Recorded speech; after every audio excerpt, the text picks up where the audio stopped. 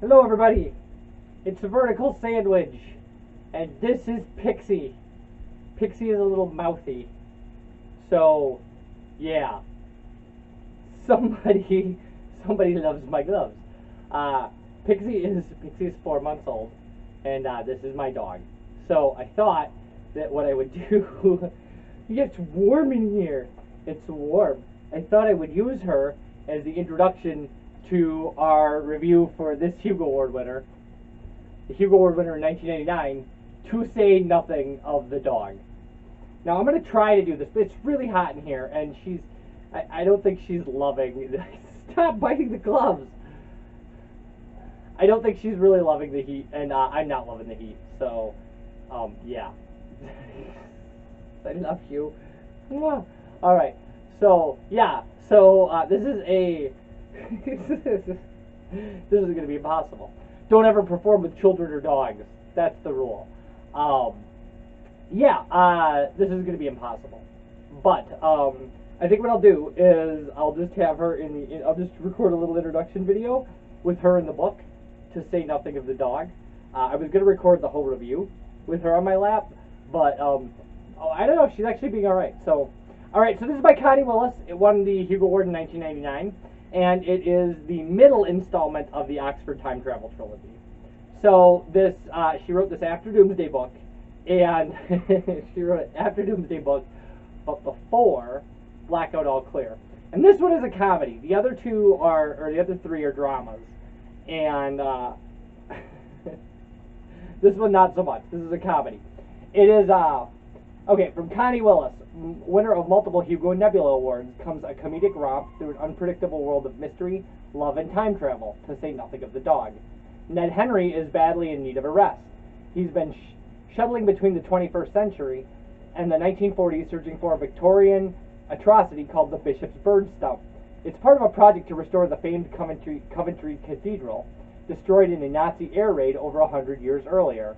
But then Verity Kindle, a fellow time traveler, inadvertently brings back something from the past. Now Ned must jump back to the Victorian era to help Verity put things right, not only to save the project, but to prevent altering history itself. Okay, you all were paying attention to the dog the entire time I was saying that, I'm sure. So, to say nothing of the dog. Now, one of the things about this dog is there's a parallel book that it's a comedic travelogue through Oxford called like 3 Men in a Canoe and a Dog or something, or 2 Men in a Canoe and a Dog. 3 Men in a Boat, to say nothing of the dog, is the name of this book. And that's where the book gets its title from, right? And the dog in the book is not a Bichon like Pixie here. Pixie is obnoxious. Pixie puked on me in our first take of this, by the way. So this chair has been hosed down. My pants have been cleaned. So do you want to get down? You can get down if you want. She's like, I don't know. You're just not paying attention to me. You're doing a book review. Okay, let's read from the book. This is chapter 5. George said, let's go up the river. He said we should have fresh air, exercise, and quiet. The constant change of scene would occupy our minds, including what there was of Harris's, and the hard work would give us a good appetite and make us sleep well. From 3 Men in a Boat by Jerome K. Jerome, which is, I'm sure, a pseudonym. How do you do, Cyril? I said, not attempting to get up. I had read somewhere that any sudden movement could cause them to attack. Or was that bears? I wished Vince had brought me a tape on bulldogs instead of butlers. Bulldogs nowadays are solid marshmallows. Oriel's mascot had a pleasant disposition and spends all of his time lying in front of the porter's lodge, hoping someone will come along and pet him. But this was a 19th century bulldog, and the bulldog had originally been bred for bull baiting, a charming sport in which bulldogs, specifically bred for tenacity and a ferocious disposition, latched onto vital arteries, and the bull, understandably annoyed, attempted to gore the dogs and or toss them on his horns. When had bull baiting been outlawed? Surely before 1888, but it would take some time, wouldn't it, to breed all that tenacity and fierceness out of them. Delighted to make your acquaintance, Cyril, I said hopefully. Cyril made a sound that might have been a growl, or a belch.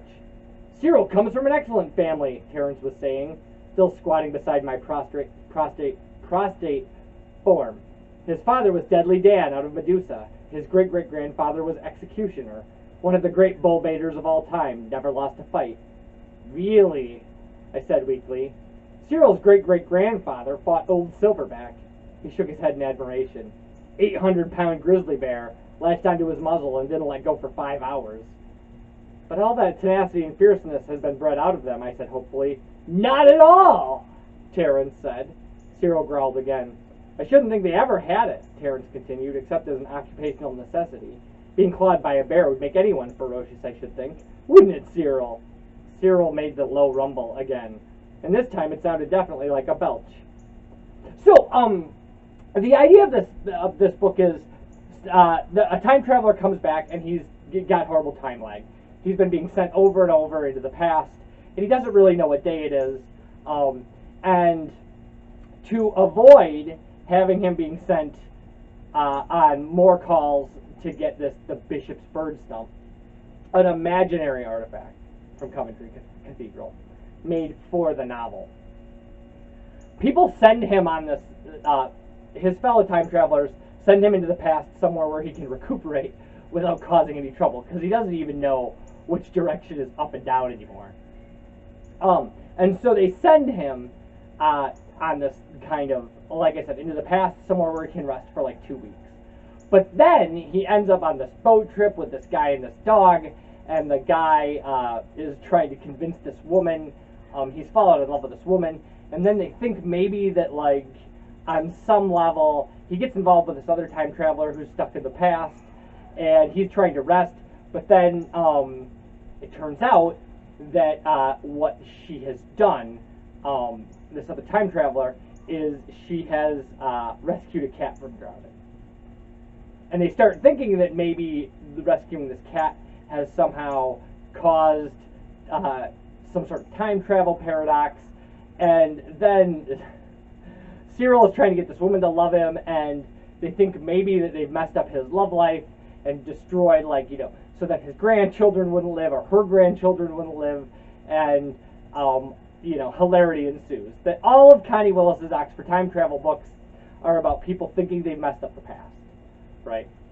Even though that should be impossible. And while this is going on, this guy thinks he's falling in love with this other time traveler. It actually is not a very funny book in the way that a book would be. I'm sweating, and this dog is just like, oh my god, this guy tastes like salt. That's what's going on right now. So I'm doing this book review with a dog, a book review for To Say Nothing of the Dog, in like 90-degree heat in this greenhouse. This poor dog is just has to, like, you're a good dog. You're a good dog. You're a good dog. Oh my god, you're panting. You're panting. So yeah, I'm going to continue this review at a later date, but we do have the first half of the review. What I'm going to do is I'm going to get up right now, and I'm going to put the dog outside of this greenhouse, and she can go run around in a much cooler yard.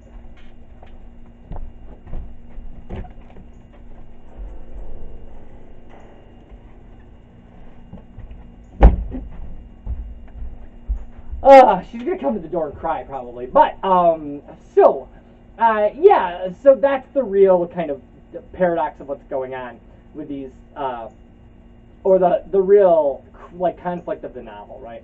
Is time travelers and this guy being sent back somewhere where he should be resting, and then, meanwhile, there's still this kind of frantic search for this woman has decided to rebuild Coventry Cathedral in 23rd century, or 21st century,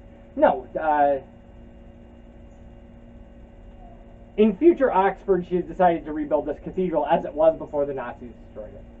So, it's about to be unveiled, and there's all the stuff about, getting all these items from the past, or trying to figure out where they are, and the bishop's bird stump is an incredibly, horrifically atrocious piece of kind of, I don't want to say art, of art. It's not architecture. I don't know. It's like an umbrella stand or something. It's just like ridiculous.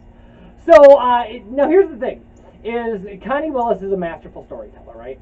Now, is To Say Nothing of the Dog laugh out loud hilarious? Not really, at least not to my taste. Maybe to people who are really into British time travel literature or something, maybe it is, I don't know. But it is a compelling story.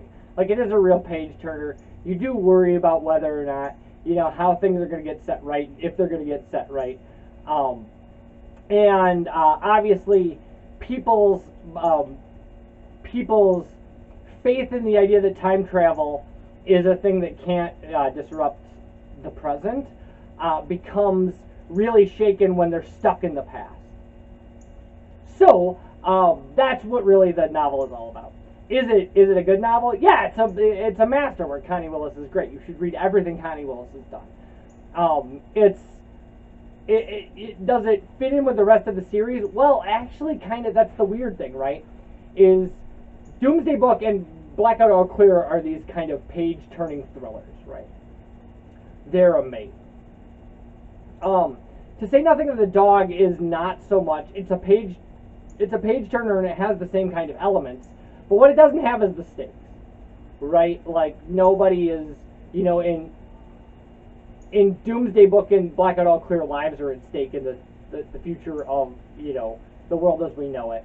To Say Nothing of the Dog, not so much. You're not going to change World War II.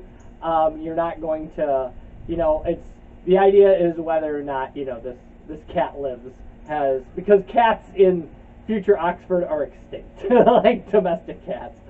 Whether or not the cat gets to survive, whether or not, this guy is going to end up with the woman of his dreams, and whether or not he should, and then whether or not this time traveler and this other time traveler are going to start a relationship. That's really what's at stake in To Say Nothing of the Dog. Is it a fun read? It's a great read. It's a fantastic read. Connie Willis is flawless.